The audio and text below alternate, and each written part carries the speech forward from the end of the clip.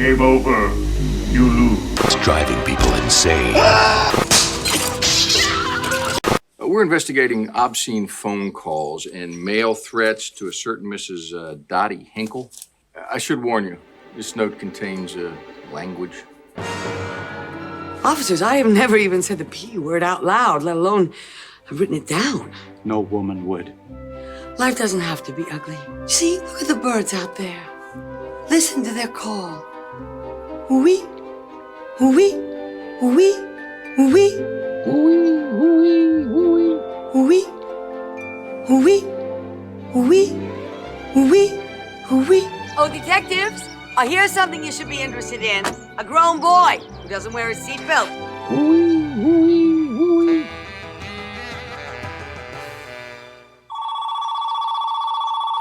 Hello? Is this the cocksucker residence? God damn you, stop calling here! Isn't this 4215 Pussy Way?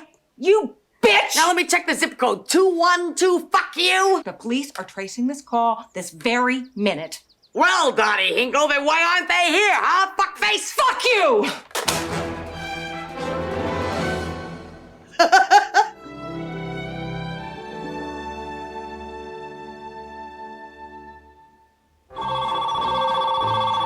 Now just say fuck you! I beg your pardon. Who is this? Mrs. Wilson from the telephone company. I understand you're having problems with an obscene phone caller. Yes, I am. I'm sorry, Mrs. Wilson, but this is driving me crazy. I've had my number changed twice already. I'm a divorced woman. Please help me. What exactly does this sick individual say to you? I can't say the words out loud. I don't use bad language. Oh, well, I know it's difficult, but we need to know the exact words. I'll try. Cocksucker, that's what she calls me. Listen to you, filthy mouth, you fucking whore! God damn you! I don't know what it is about today, but I feel great. Cookie? There is one big problem, though. What is it? His unhealthy obsession with sick horror films. Oh, no. Chip's assistant manager at a video store. Well, that's no excuse for a morbid imagination. Tell me, did Chip torture animals when he was young? No, he did not. Mr. Stubbins, we are a loving and supportive family. You're doing something wrong, Mrs. Stubbins. Mr. Paul Stubbins was 38 years old. Whoever did this should get the death penalty. You're bigger than Freddie and Jason now. Only you're a real person. Do you think I need a lawyer? You need an agent. An agent. Oh, honey, you're hot tonight. Oh, yeah. Quiet. Oh, yeah. Oh, Get it! Honey, I'm ready. No! Believe that goddamn litter bugger. Oh, I have told her and told her. It takes 90 to 100 years for a tin can to decompose, and she still won't recycle. I hate Mrs. Acton. I hate her too. I hate her guts. Misty, honey, what's wrong? I'm stood up. I'll kill that bastard.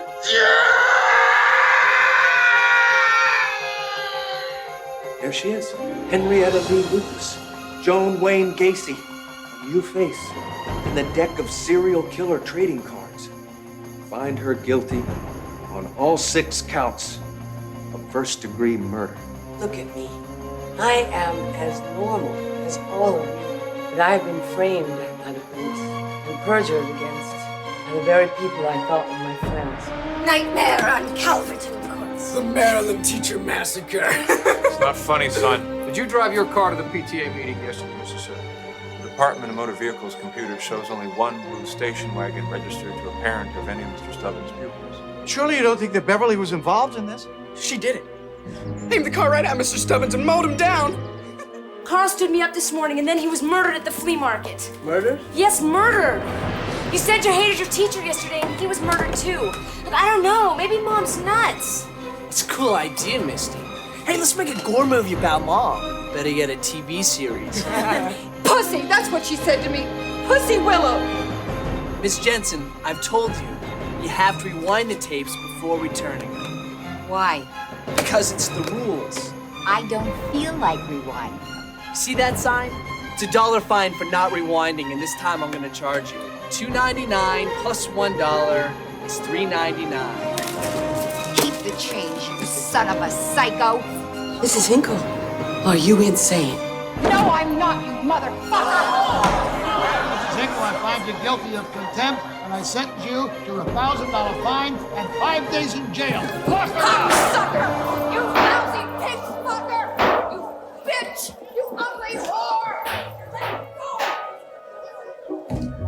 Hi, this is Laura Park Lincoln from Friday the 13th, Part 7, and you're listening to The Hysteria Continues. And indeed you are. Welcome back to The Hysteria Continues on this fine sunny day. I can hear birds tweeting outside.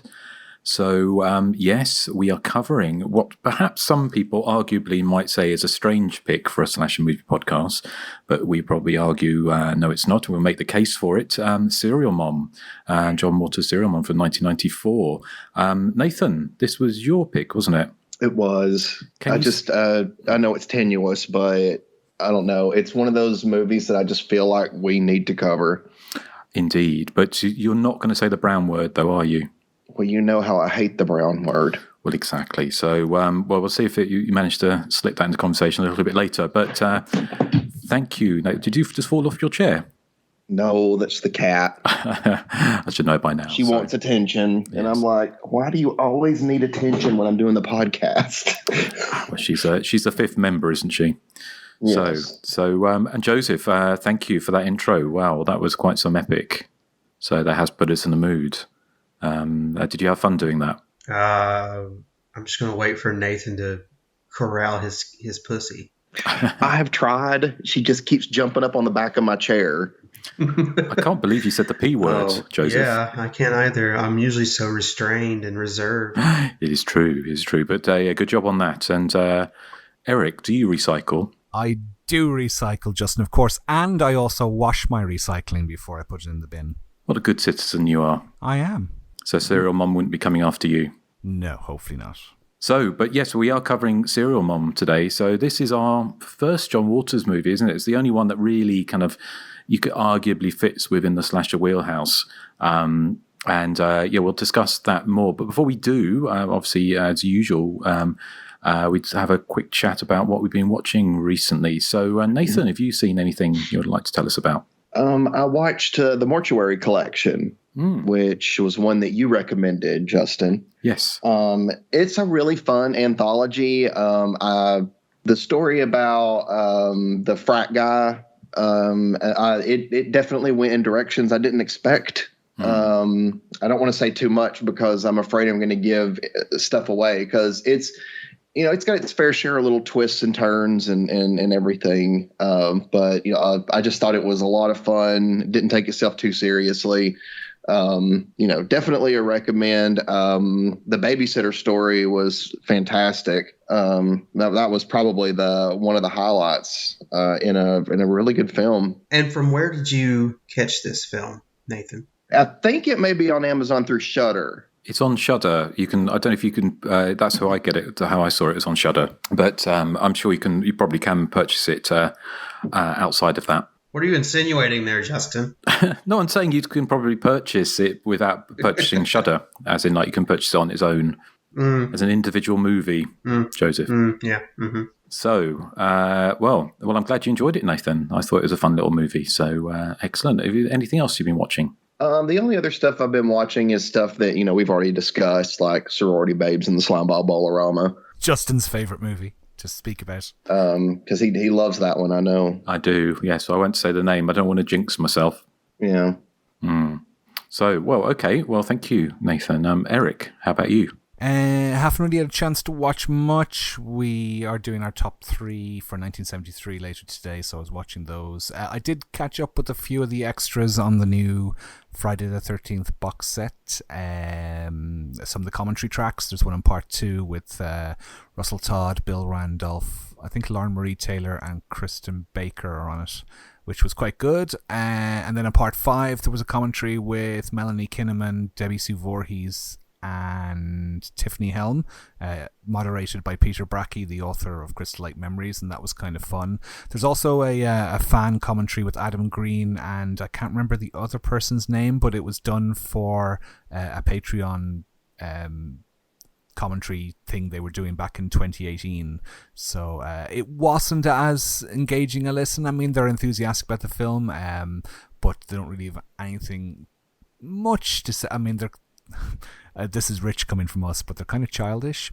But it's kind of a fun listen, I suppose. They have one on part 6 as well, but they have Tom McLaughlin with them, the director, so that promises to be a bit more interesting, I think. It's but, the filmmakers like Adam Green and Joe something. Like that's it, yeah, those two, yeah. Yeah. Because they did a commentary track for part 4 on the previous box set, which was quite good to listen to, but this one I didn't find as engaging.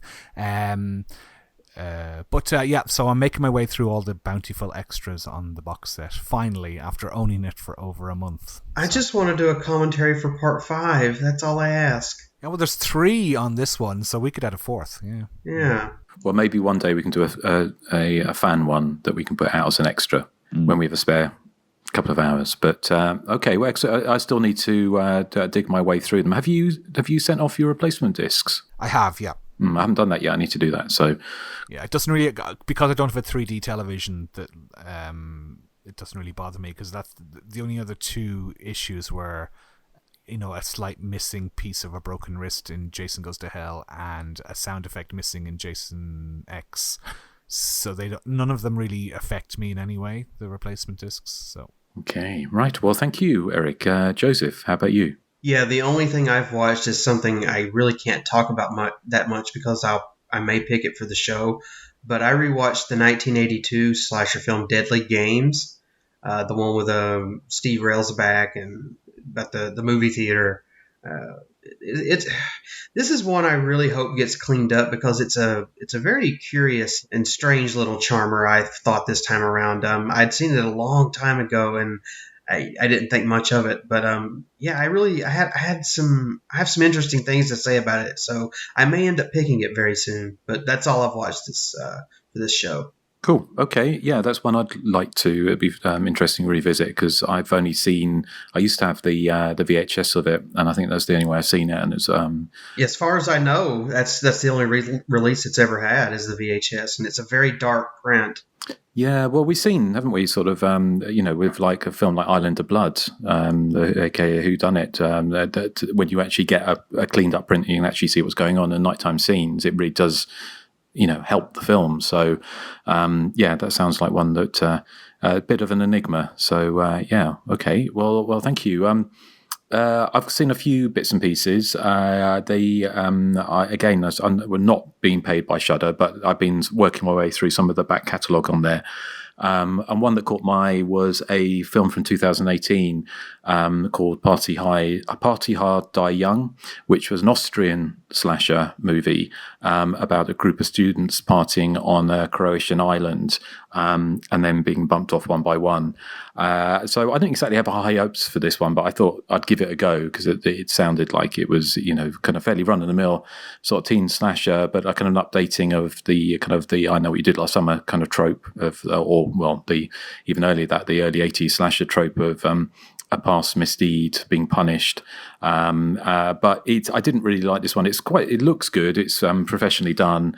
But it's been dubbed in that kind of, I think there are 2 versions on. I watched the dubbed version in English because I was actually doing some work while I was watching it. So rather than the original Austrian language one, but it's kind of dubbed in that kind of slightly Eurotrash kind of way, but not in a hugely comical way, but just not particularly well done. But also the cast aren't particularly likable. The characters aren't that relatable or nice. And there's a big streak of, well, not a big streak, but there's a streak of homophobia running through it, which kind of, didn't exactly ingratiate it to me. But it's an okay kind of time waster, but not one that I would necessarily recommend unless you really have nothing else to watch. So is that one? Or you're homophobic. Or you're homophobic, yes. And you homophobic Austrian frat boys sort of calling each other fags. So it's not that wasn't much good. The other one I watched, which wasn't, again, I didn't really care for that much, was Sadako versus Kayako, if I'm pronouncing those right, which is the long-awaited, or way back when, kind of Ring versus Ju-on The Grudge. The 2 kind of long, dark-haired girl ghosts going against each other. So I kind of remembered, I remember watching The Ringu back on VHS tape way back in the late 90s when it came out, or maybe 2000 or so. And it had it was a kind of serious horror movie, but it was fucking scary. And during The Grudge, the first few of the Japanese ones, I used to get DVDs shipped over from Hong Kong, some of the J horror and the Asian horrors. So it's a shame, really, by this point in the franchise, and it's been done to death. It's a very weak. It's not. It's basically how it's very contrived, a way of trying to get these two kind of ghosts battling each other. It's no Freddy versus Jason or anything like that, really. It's an okay sort of time waster, I kind of guess. But I thought I'd dip my toe back into the kind of into the ring, as it were. But it's Has any of you seen that one? I did see it a few years ago. I can't really remember much about it. I remember it, being a bit meh. But I don't recall it being in any way awful. It's not either. Awful. It's kind of quite well shot, and it basically rehashes all the greatest hits of both franchises, with the ghost coming out the TV, out the well, which I think just through its. It's funny, isn't it? We talk about slash movies and something like the Friday the 13th movies, which I never tire watching, and that familiarity doesn't breed, not contempt, but in this case, it's kind of lost its power to frighten, just because it's just been there, done that so many times. And I think there was Sadako 3D 1 and 2, which I was kind of curious about seeing 3D, because as I mentioned, I'd set up the projector as to watch Friday the 13th Part 3 in 3D, and so the other ones watched was Vincent Price and House of Wax in 3D the other day, which is great. Which has got like ladies canning with sticking their legs out the screen, so that was fun. So I've been on a bit of a giallo kick. It's each Saturday night watching a giallo on the projector, so like with a sort of 12-foot wide screen on the wall. So we've kind of watched Black Veil for Lisa, Eye of the Hurricane, aka Lusty Lovers, and most recently watched Slaughter Hotel, which was put out by our friends at 88 Films. And I'd forgotten that it was the uncut version with the gusset typing in it. So do you not need to close the blinds anyway when you're watching a projected movie now? Yes. Oh, I love Slaughter Hotel. That was one of my favorite episodes when we covered that with Fatal Frames. Yes. So so I've been having fun with that. So but yeah, that's all my recently seen. But Nathan, are you going to bring us back in and wax lyrical about Serial Mom? Yes, very lyrical. Beverly Sutphin seems like the perfect happy homemaker, a loving dentist husband Eugene, and their two healthy kids, Misty and Chip. The Sutphin family is as American as apple pie. The only problem is there seems to be a worm in this particular apple. Beverly lives her life the way she believes everyone should live theirs. It's those little rules of social etiquette and handy household cleaning tips that make all the difference. Flossing is good for strong, healthy teeth. Recycling is good for the environment. Being polite to your neighbor is good for the community. Not following these rules can be bad, very bad in Beverly's book. And like anyone who's a little upset, there are times Beverly just wants to kill someone. In fact, maybe she has, which is why the police are going through her garbage and the newspapers are calling her Serial Mom. Beverly's arrest comes as some surprise to Eugene and the kids. But the hilarious and unpredictable comedy that follows will come as no surprise to people who love wholesome family movies hard-boiled. That was the back of the VHS box for Serial Mom on the HBO home video / Savoy label. Okay, so I know that I could get some flack for choosing Serial Mom, but I look at it kind of how we mentioned it, is that I see it as John Waters' take on the slasher movie. And it does have some, familiar slasher tropes. I mean, we get to see Beverly like chasing Scotty with a butcher knife. That's, very slasher-esque, I would say. I love Kathleen Turner in this movie, and I also love Mink Stoll as Dottie Hinkle. I know that Joe and I always kind of laugh at her line of, "I'm a divorced woman. Please help me." It's so ridiculous. And I love that Beverly, when the cops show up at her house, she's like, "Officer, I am sorry, but we don't allow gum in this house." I mean, it just seems like the weirdest thing to ask someone to spit out gum when they come into your house. But, she don't like it because of all that chomping and chewing. Ugh. Serial Mom is hilarious. It is so funny from start to finish. I don't think there's any dull moments in it. And honestly, a lot of the people she kills, is it really a big loss? A lot of these people are just kind of blah anyway. But Nathan, they had friends and family.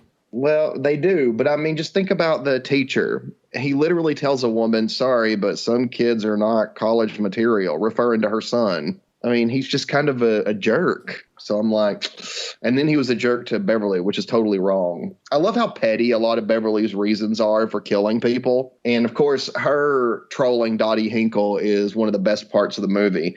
I love that Dottie always says, "I can't say the words out loud. I don't use bad language." But she's obviously really good at cussing as well, because she cusses her back like constantly.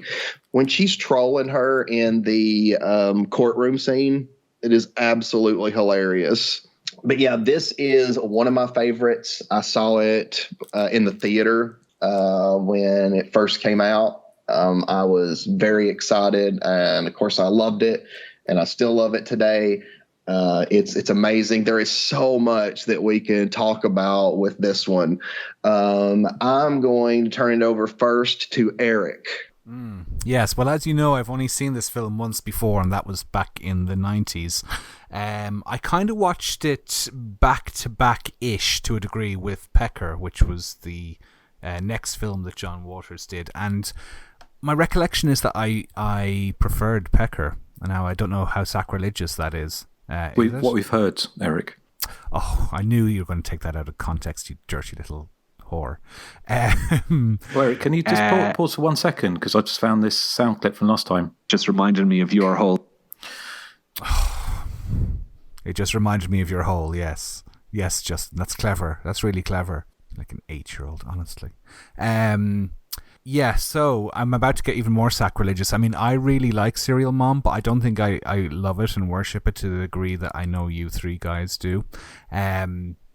I love the setup where, as you say, Kathleen Turner's character just can't handle the tiniest little foibles of her neighbours. And, they become targets if they, don't rewind videotapes or they wear white after Labor Day.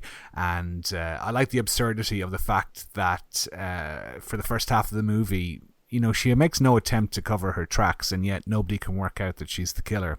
Where everything is pointing towards her. As in terms of if it's a slasher movie, not for me. I can see there are some moments in it, particularly where the guy is killed at the urinal with the it's a crowbar or something, and his liver or kidney or some kind of internal organ is left dangling on the end of it. It kind of reminded me of that scene in Flesh for Frankenstein. That was really gruesome. I didn't remember there being much murderous mayhem in the film, but I was surprised by that one. I also love the peripheral characters. I love. This is something it does have in common with regular slasher movies for me, because a lot of them I find maybe peripheral characters to be more interesting than the main one. Now, I do love Kathleen Turner in this film, but for me the real stars are like Dottie Hinkle and Rosemary, and I can't remember the character's name, but the one who rents the video of Annie and she's singing Tomorrow, top of her voice. I love her.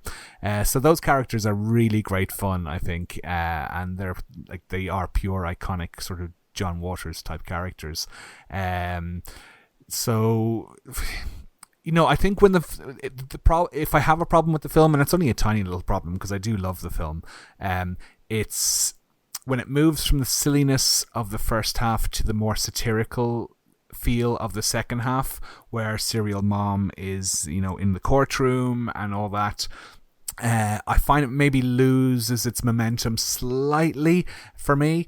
Only slightly, though, so it's a very tiny critique, just the way it kind of shifts gears from the, running around killing her neighbors to being in the courtroom, that shift, maybe it just slows the film down slightly for me. But I still think it's a great movie, very funny. So as I said, this is only the second time I've watched it from start to finish. I have seen clips of it here and there, obviously, over the years, but I'm, as I said, not sure I share the obsession. I share the love, but not the obsession for the film, if that makes any sense. I mean, I don't have it doesn't have the possibly in Michigan effect on me, but I do still like it. Yeah. No, I love me some Possibly in Michigan. Yeah. But yeah, no, thumbs up from me. Very funny. Surprised at some of the gore in the film, and there isn't that much gore, to be honest. But surprised that there was so many murders, I suppose. So it does kind of qualify as a slasher movie. And as with most John Waters films, it's just a hoot, really, and great fun to watch. Thank you, Aaron. Thank you. Okay, Joseph, what do you think about Serial Mom? Yeah, first of all, I would just love to commend Mink Stoll as Dottie Hinkle. I mean, her entire purpose seems to be just sitting by the phone waiting for it to ring, and she looks all worried. And the thing I noticed with Serial Mom this time around was like the little stuff like that. I love the scene with Marvin Pickles in the stall near the end of the film, and he's got that graffito tagging. It's like I sniff jurors' underpants, and it's just, I love that. Yeah, it's just little silly things like that I noticed, and that guy that goes into the bathroom with the shish kebab and he lets out the Howie scream. I mean, the scream itself is funny because it's so overused in films, but why? Who goes into a bathroom with food, and a public bathroom at that? I mean, it's kind of typical John Waters stuff, but for me, I tend to prefer the more mainstream John Waters stuff like this. I kind of like how he takes that sort of mainstream appeal and he turns it up a few notches to this sort of borderline, almost annoying, but it's kind of like lunacy. It's hard to explain, but whereas his earlier output was kind of just meant to shock and offend. But as I was saying, I love that scene in the flea market with that guy walking in the bathroom. I laughed myself silly at that. The scenes with Dottie Hinkle, I mean, Mink Stoll is probably, pound for pound, she matches, what's her name? Kathleen Turner. Kathleen Turner. I think she matches Kathleen Turner, especially when they go, mano a mano over the phone. Like I said, I love how she sits by the phone looking worried, but when she's kind of like when the camera kind of focuses on her by herself, she's got this kind of I'm better than you attitude. It's just, she's such a great character. And then you get Beverly killing just for the slightest of slights. That scene where they're eating the chicken and it keeps showing close-ups of them gnawing on the bones. It is so disgusting. So I'm thinking maybe they deserved it. But yeah, Serial Mom, I really, really like it. I think it deconstructs the slasher film in a different manner, 2 years previously to Scream. Rather than, poking fun at the cliches, it kind of exaggerates the cliches for this comedic effect. And it kind of makes all these statements about petty suburban annoyances. So, I thought it was a lot of fun. It kind of hinges on satire and just outright lunacy. It kind of walks that fine line for me. So, yeah, a big thumbs up through and through for me. Now, I've never seen Pecker, Erik, but you say you preferred that one, huh? Well, at the time I did. I don't know. I need to watch it again. This is like more than 20 years ago. So but I remember really enjoying Pecker. Yeah. Was Pecker? Was Pecker long? It was 90 minutes, 90 inches. Yeah, that's my thoughts. Justin, what do you feel about Serial Mom? Well, I adore Serial Mom. I saw it at the cinema back in 94, whenever it came out in the UK. I presume it was 94, maybe it was only 95. And I've loved it ever since. It's a film that it's just one of those kind of films that I could watch on a loop without never getting bored of it. It still kind of makes me laugh. I think it works incredibly well. I mean, I've always been a fan John Waters movies. I find outside of Female Trouble. I find some of his earlier movies, like Pink Flamingos and Multiple Maniacs and even Desperate Living, possibly slightly not hard, more difficult to enjoy these days, perhaps. But I appreciate their kind of anarchic spirit. But rewatched Polyester.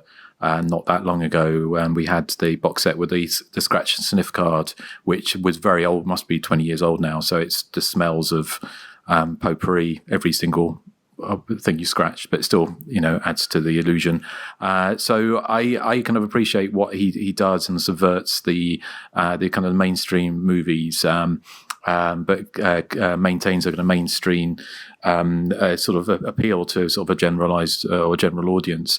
Kathleen Turner is incredible in this. It's amazing what he did. And I did read some stuff at the time when it came out, and they were talking about how he would have, what Divine would have done with the role of Beverly Sutphin, because I think originally, if she was still alive, if Glenn Milstead Divine was still alive, then it would have been the kind of the role that Divine would have played. So it'd have been interesting to see how he would have how that would have worked in this movie.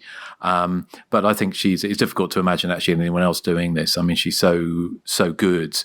It's funny because it's a film about serial murder, but it feels so kind of upbeat in a lot of ways. It feels quite chirpy for a film about murder. The characters are all fun. Death scenes are grisly.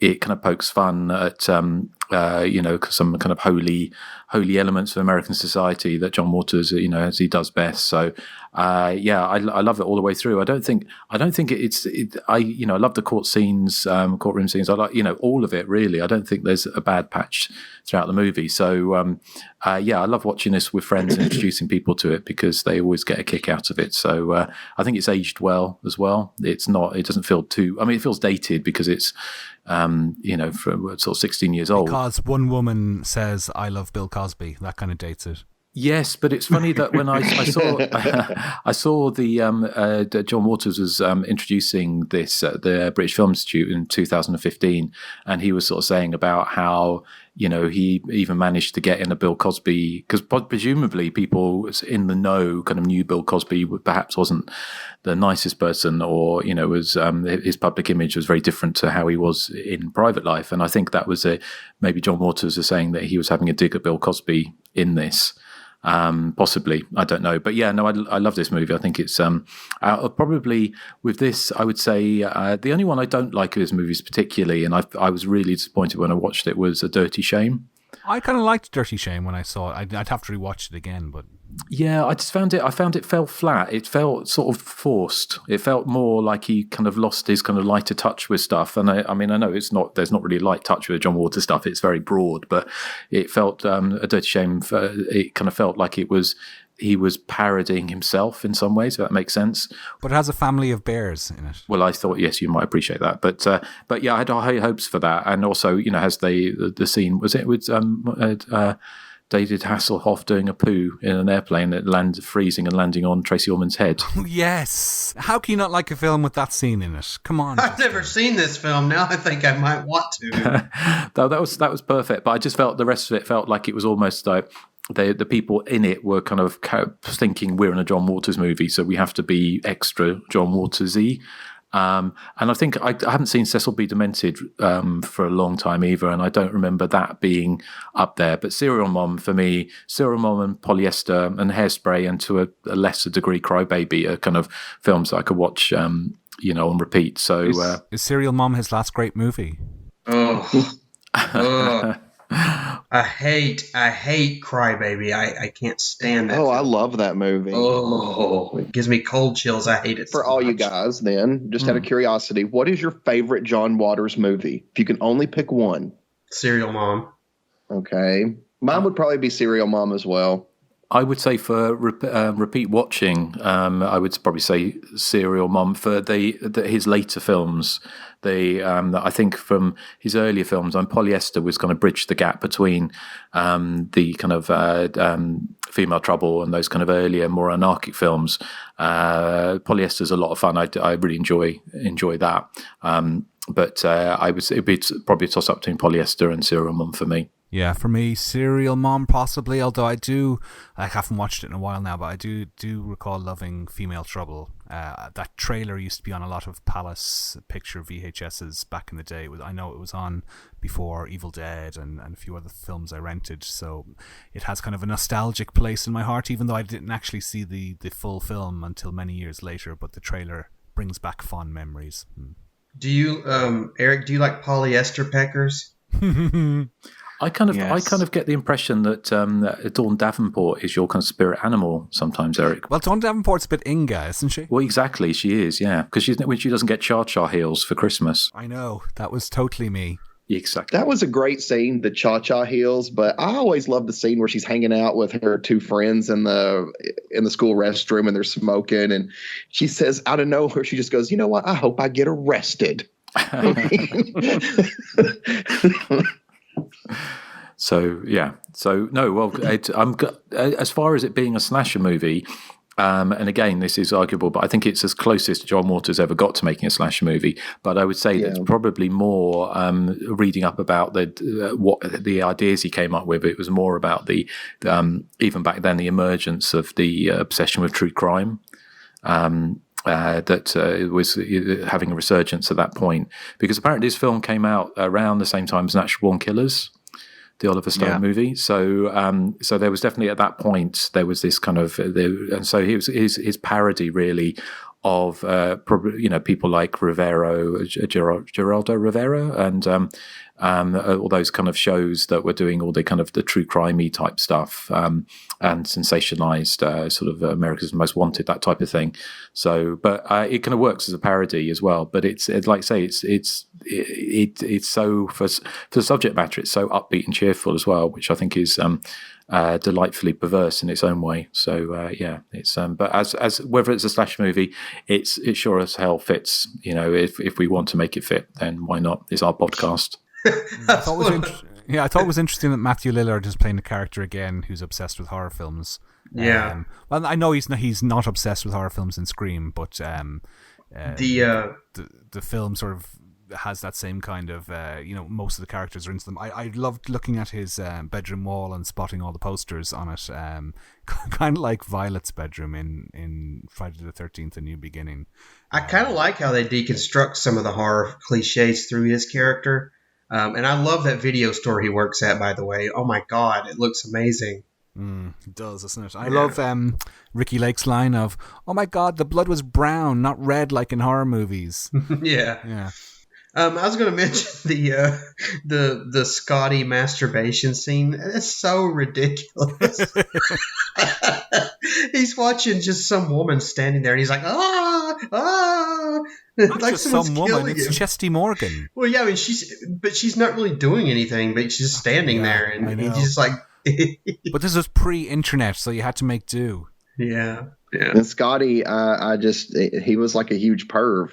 Yeah, he deserved to get, caught and possibly, I don't know about killed, but he deserved to get caught because he. My thing though is I don't think that Beverly would have went after him necessarily if he hadn't have seen her kill Mrs. Jensen. Yeah. Yeah, but he doesn't wear a seatbelt either. I know. I love though she's like, "Buckle up, Scotty." It sets him on fire. And then of course the people there are ridiculous because they just like are cheering at this guy dying, and then there's L7 the lead singer like drinks some vodka or alcohol or whatever and then spits it on him. Well, they think it's part of the show. Even the band though thinks it's part of the show. True. Yeah, I never thought about that. So, well, it's a Serial Mom. Do we want to sort of do we have any backgrounds on the movie? I've got a little background. Okay. Well, Nathan, do you want to take it away? I listened to the commentary that John Waters did, and he was talking about one of his favorite scenes was basically having Mink Stoll and Kathleen Turner over to his house and just letting them cuss at each other like a free-for-all. I imagine he just wrote down some of his favorite bits to incorporate in the movie, but I think that would have been hilarious. I'd love to have just seen them cussing each other. Even more. The video store is John Waters' actual local video store, was at the time anyway. The copyright holders of the song Tomorrow charged $60,000 for the use of that song. I was like, man, you know. Julie Andrews was considered for the role of Beverly Sutphin. That would have been interesting. From The Sound of Music to Serial Mom. The movie that Scotty's watching with Chesty Morgan is called Deadly Weapons. I've never seen it. Have you guys seen any of Chesty Morgan's movies? No, I'm not really the target audience. I was never really into that whole kind of car wash, show naked ladies flapping their boobies around. So I don't really know much about her. Here's the description for the movie that Scotty is basically jerking off to. After the mob hits a guy with a list, one of the hoods keeps the list for himself to blackmail the people on it. When the mobsters find out he's a double crosser, they off him, which angers his busty girlfriend. She goes after them using the only 2 weapons she has. What 2 weapons? Nunchucks and a gun? Oh, it must be. It can't be her ginormous boobs. But anyway, yeah, so that is my tuppence of background. I don't know if I used that word correctly, but let's just assume I did.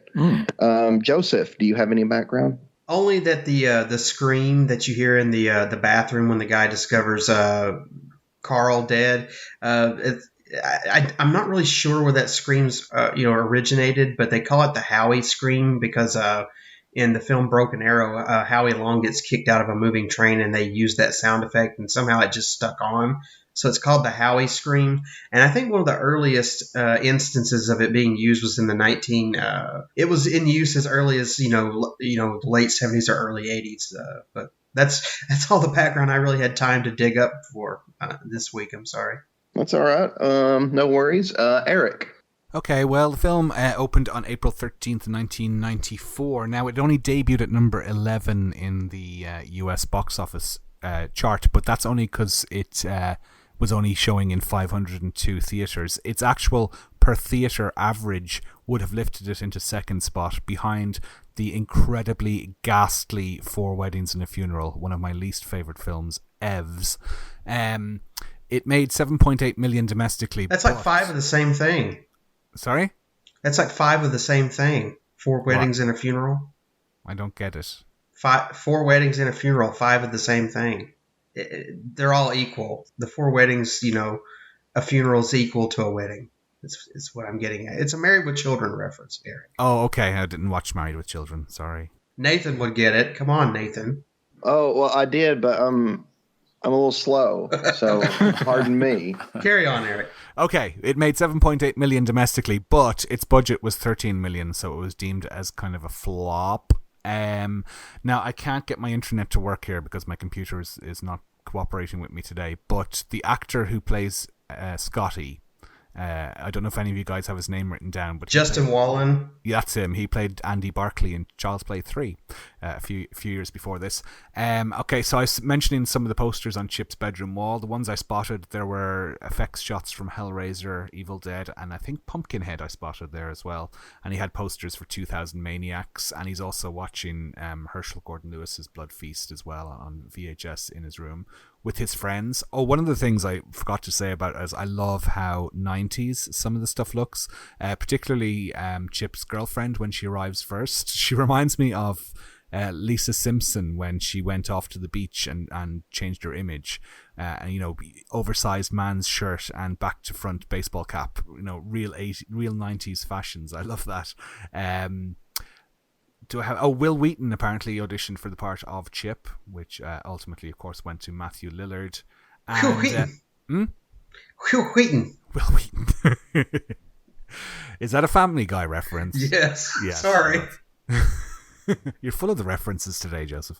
And the voice of Ted Bundy on the tape found under Beverly's bed is none other than John Waters himself. So that's kind of all I have here. Justin, over to you. Oh, one more thing. John Waters was on an episode of The Simpsons at one point. He was. He played a gay man who is a toy shop owner.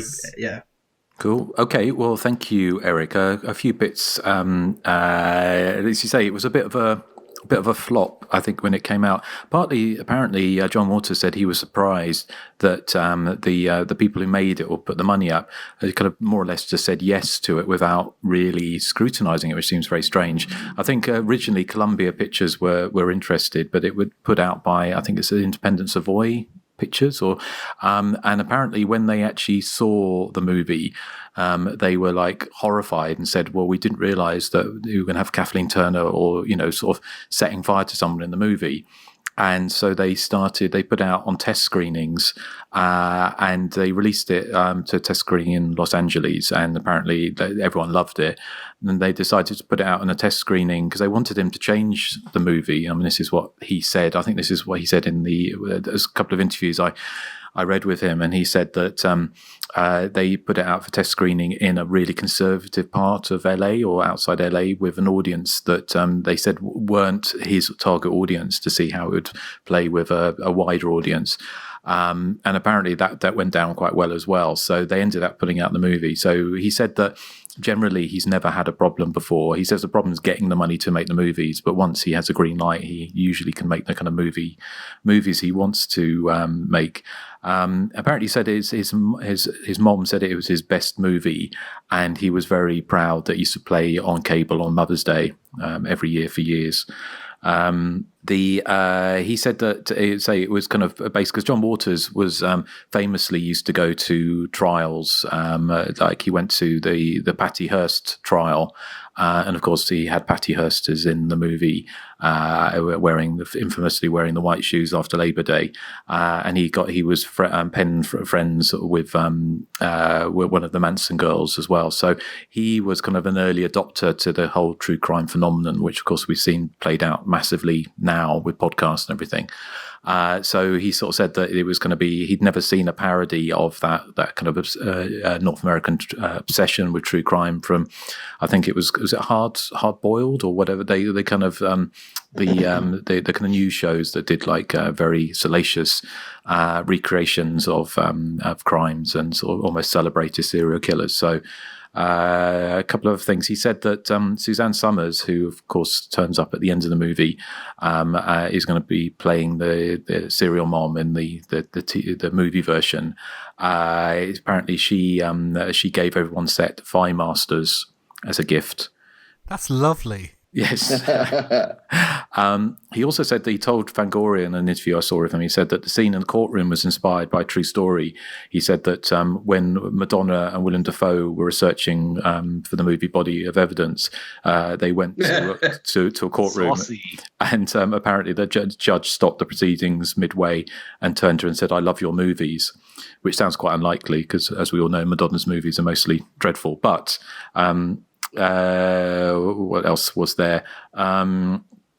He apparently he said, obviously with Kathleen Turner, but she read the script and was horrified by it originally to start off with. She said she couldn't understand it, and she said but she couldn't really put it down.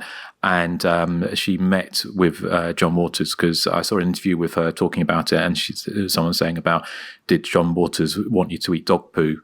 And she said no, but she said we talked everything through before we did the movie because I didn't, and he said he wanted Kathleen Turner because she'd done stuff obviously with Ken Russell, so she wasn't afraid to get her hands dirty or do things that are a little bit different for things. Apparently she gained a bit of weight anyway to play Beverly Sutphen, which she kind of lost quite quickly kind of afterwards. John Waters said that he says, I think audience loves seeing Kathleen Turner evil, and she likes being evil in comedies. Ricky Lake said that she wanted to play, she's quite flirtatious in real life, so she was playing that up in this, and obviously she'd been in Hairspray, and I think when this came out she'd got her own talk show, but she said she had a big crush on Sam Waterston, and a kind of and let him know, even though he was much older than her. And also, strangely, Ricky says that it's in the unauthorized biography of Ricky Lake, which I found online. It says that Ricky played the part as though Misty had a secret crush on her father. I like to think my character, Misty, has some sort of incestuous quality about her, Ricky Lake said. just have a quick look to see if there's any. Oh yes, well apparently Ricki Lake said that she confessed that she was apprehensive when she first heard that Kathleen Turner was going to be appearing in Serial Mom, because she had she's quoted saying, "I'd heard horror stories about Kathleen."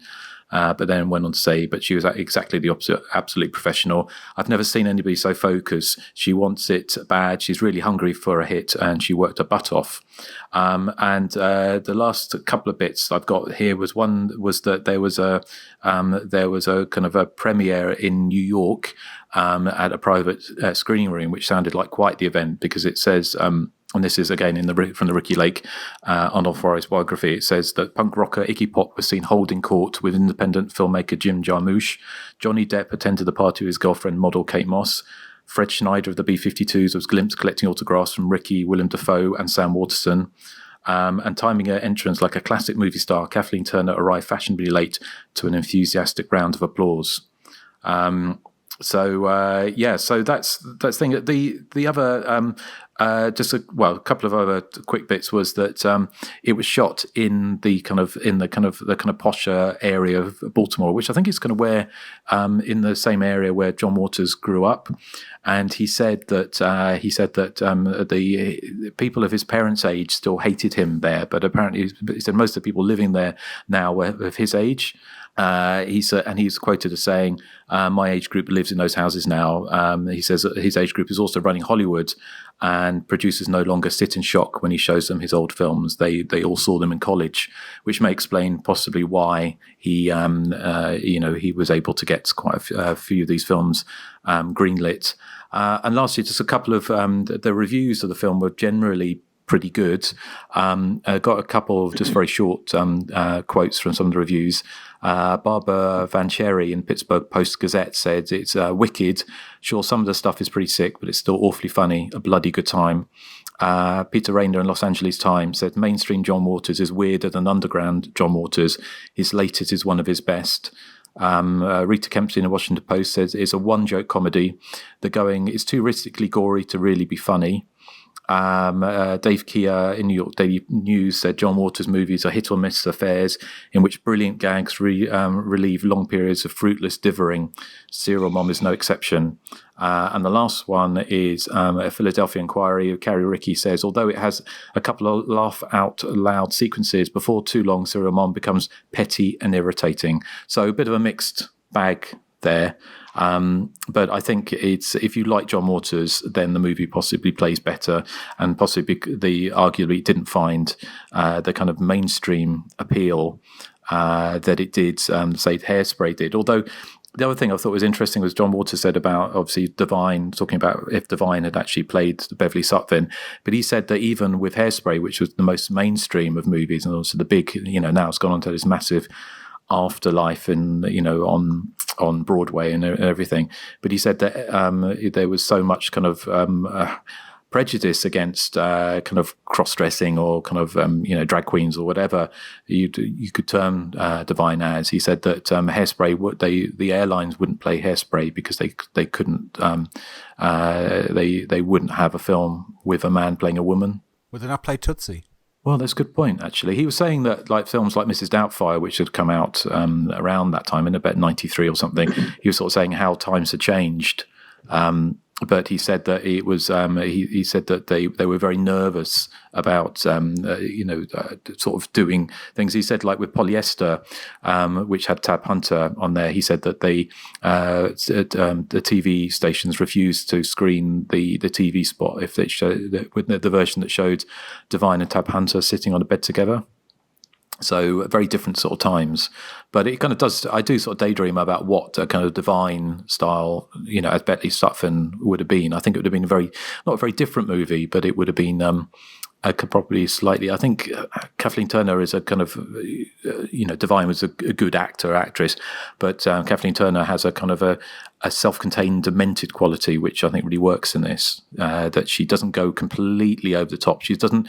I was talking with Stuart about this and saying about how Beverly Sutphin, was she kind of like a proto-Karen, in like modern culture, of these kind of middle-aged women behaving badly? Yeah, she's like, she could play apple pie, but she can also play apple pie with a worm in it. So she's always had that edge to her that kind of underpins her performances. Yeah, I mean, she could have gone, completely over top in this, couldn't she? And been sort of, but she plays this character that has this kind of weird duality of being self-contained and very prim as a kind of like a waspish, sort of upper middle class, mother, but also the kind of having this kind of secret life with her reading, being pen pals with various serial killers and things like that. But she doesn't go into this complete raving lunacy that would have been quite tempting, I imagine, for some actresses to do. So that's why it kind of works really well. But yeah, so that's all the background I have on Serial Mom. So awesome. So well, what was the kind of consensus, Joseph, on the group? Was it something that people were fans of? Well, out of 84 votes, 91% of our listeners enjoyed Serial Mom. 6% were neutral, and 3% did not enjoy the film. So those are pretty good numbers.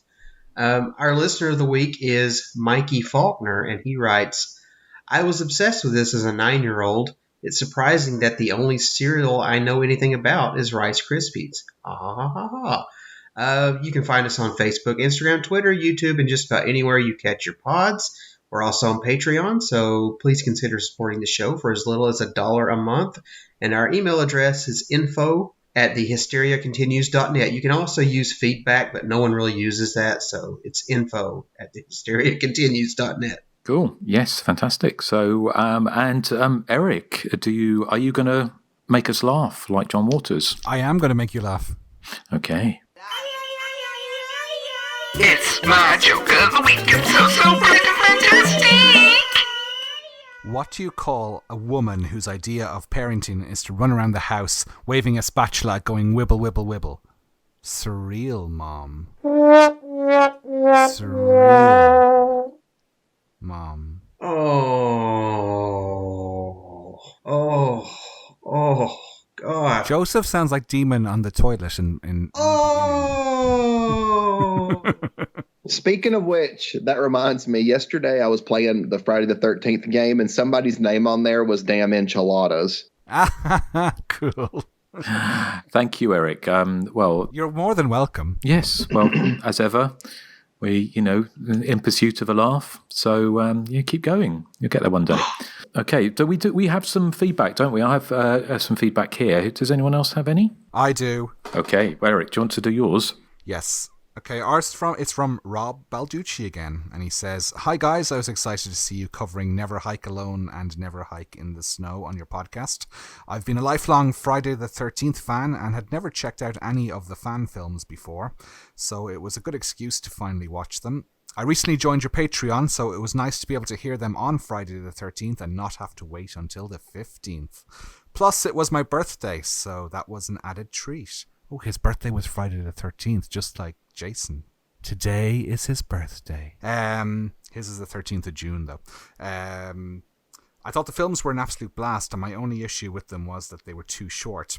The attention to detail the filmmakers used to recreate the camp from the first Friday the 13th film was my favourite thing about them, and I agree that the markers identifying where the bodies were found was a nice touch. I have been slowly making my way through your old episodes while also listening to the new ones when they come out, and would love to see you guys bring back the top 3s. I understand there are probably only so many topics you can do, but they were always enjoyable, especially when a certain talented pussy would appear when you pinched out your big number 2s. Insert sound of Harold from Friday the 13th Part 3 plopping here. Well, if you insist. If I can get my computer to work. Yes. Lastly, now Nathan, you might be able to respond to this one. Lastly, I was shocked going through your episode list that it doesn't look like you have covered 1982's The Forest yet. I know the film has its detractors, especially regarding the supernatural elements, but I think it is a blast and would love to hear you guys cover it. Thanks again for your great podcast, Rob Balducci. Well, Rob, I think The Forest was on the menu at one stage from Nathan, but then you changed your mind and picked something else. Well, it's still there. Like, I still want to choose it. I just haven't quite yet. I think you were about to choose it, but then you switched to something else, maybe a while back. But no, it is on the horizon at some stage. Yeah, because it's very much a Nathan film. Just to answer his question about the top threes, we are doing those on Patreon, but I wonder if he means like other kind of topics. Because we're doing honestly, top threes by we year. we just ran out of topics. Honestly. We're like doing top 3 favorite saucepans spotted in the background of a slasher movie. It was getting to that kind of ridiculousness. So yes, we might revisit some of the top 3s and see if it might be fun to go back and see if any of our choices have changed. But yes, well, thank you, Rob. Always good to hear from you. So I presumably it's just my one I've got here. So I'll read this one out. It's greetings and salutations, exalted podfathers. I pray this email finds you all safe, secure, and well away from any battery acid showers. I just got through listening to your commentary track for Whodunit. I'd never seen this one before, so I watched it without you all first, then immediately followed up by listening to your comments. Great fun, which of course is the Whodunit is aka Island of Blood, which has just come out on Vinegar Syndrome with our commentary. The acting, writing, and camera work are, well, not exactly Academy Award material, but I thought the premise of the film was rather clever, and I totally enjoyed listening to you all chat about the film. Something that had me laughing out loud, all the talk about macrame. At first, I couldn't for the life of me figure out what you were saying, Justin, but then it suddenly hit me. Oh, macrame. Here in the US, we put the accent on the first syllable, similarly to how we say weekend differently. I wonder if Nathan and Joseph just didn't recognize what word you were saying. Sorry, I'm a dyslexia specialist for my day job, so I'm a total word nerd. Anyway, it just cracked me up. So how do you say macrame? Macrame. Yeah. How would you say, Eric? No, I'd say macrame as well. I think it's that sort of European-US divide again. Like I used to always notice on America's Top 10 that Casey Kasem used to always say Spandau Ballet, and we'd say Spandau Ballet. It's just that there's a lot of emphasis on different syllables depending on where in the world you are. I can't think of a single instance in my entire life where I've ever had to use the word macrame. So I don't know how I would say it. I think that commentary track was the first time I've ever used the word macrame out loud. Well, yes, and if that's not an advert for you to rush out and buy Island of Blood for our commentary with our fascinating discussion about macrame. We had another fascinating discussion about seagulling on the Nail Gun Massacre commentary track as well. Yes, by 88 Films. But yes, that was another highlight. A different type of art, though. Different art form altogether. But and this, it just finishes off by saying, just wanted to let you all know how much I enjoyed the commentary. I always look forward to listening to you gents discuss these films. Keep up the great work. And that's from your fan, Jay Bullington, producer and co-host. Have you seen this one? AKA Histo. Well, of course it is, because him and Rob are the only two that write in. Well, it's always good to hear from what both. about Simon Logan? We haven't heard from old Simon in a while. What happened, Mr. Logan? Yeah, right back in, Mr. Logan. And anyone else who wants to get in contact, obviously we do enjoy hearing from you. So, is there anything left to say? I'm trying to think. Well, we're recording our top 3 1973 later today, and also our Algonquin inaugural quiz. So, but our next main show pick is yours, Justin. Yes, I know, and I have actually been thinking what that might be. I've moved to this one before, but because I was doing some looking up some background on this one, and I've got some interesting background. It's a film that I know it possibly doesn't have its fans amongst certain members of the podcast, but we're talking about going back to the early 1980s and 1982. But it's not Deadly Games or The Forest. It's Too Scared to Scream. Joseph was gonna pick that one. Yes, I had a rewatch recently, so I'm excited now.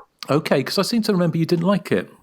I was bored with it the first time I saw it, but I rewatched it and I have a lot to say about that movie. So awesome pick. Excellent. Okay, well that's coming up next because it's got quite an interesting back because it didn't come out until 1985, and there's I was going to ask you, wasn't that 1985? But it was made in 80. It was made in 82, but it came out in 85. So, some interesting background about why that was, and also of course it's got Anne Archer's amazing dance sequence while she's jogging in it. God, I love that scene so much. So she'll have some fun with that one. So so that's coming up next on the Hysteria Continues. Anything left to say? Well, what are we playing out with, Nathan? I want to play out with Gas Chamber by Camel Lips, a.k.a. L7. Ah, good choice. Cool. Thank you for listening to Hysteria Continues, and stay away from those pussy willows. Are those pussy willows? Indeed they are. So, right, well, thank you for listening, as ever, and we'll catch you next time on the Hysteria Continues. So say goodbye to the good people. Bye. I'm off to do a big brown word. Bye. Ooh, Franklin Mint. Honey, please, from my bedroom shelf. Well, actually, so I forgot to mention, there's a really good podcast on Tracy Lords, which I've been listening, which is, I can't remember what it's called now. But I love Tracy Lords. God, I love it. Tracy got over her boyfriend's death so quickly. She did. I can't believe we didn't mention that during the show. Yeah. I'm trying to remember what the podcast was, but there's a really good podcast about Tracy Lords and about all the controversy that happened with her and whether or not she orchestrated it. And, but you find it if you look for it. But, So anyway, goodbye.